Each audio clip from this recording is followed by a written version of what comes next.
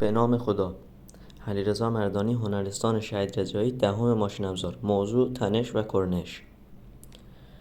تعریف تنش و کرنش به صورت خلاصه: تنش و کرنش از ابتدایی ترین و مهمترین مفاهیم موجود در مقاومت مساله هستند. هنگامی که نیروی بر یک سازه یا عضوی از آن وارد می شود، تنش و کرنش به وجود می آیند. تنش را می توان به صورت نیروی وارد بر یک جسم در واحد سطح تعریف کرد.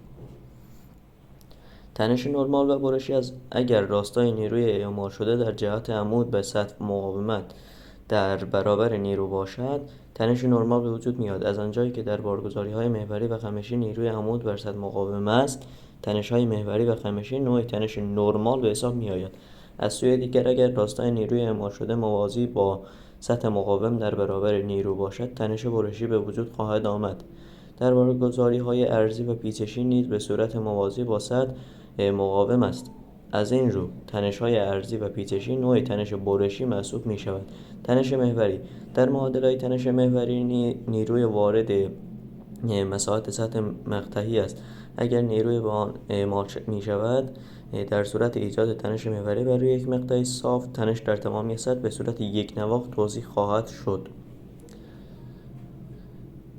تنش خمشی در معادله تنش خمشی گشتاور یا لنگر خمشی حول محور مرکزی، فاصله عمودی بین محور مرکزی تا سطح خارجی سازه و گشتاور دوم یا ایمنسی سطح مقطع حول محور مناسب است. در صورت ایجاد تنش خمشی بر روی مقطع صاف، تنش ماکسیسیم به وجود خواهد آمد. انواع اصلی کرنش نیز مانند انواع اصلی تنش به دو نوع: نرمال و برشی تقسیم می‌شوند. در کرنش پیچشی، مقدار کرنش برشی در داخل میله به مقدار کرنش برشی حداکثر مرتبط است.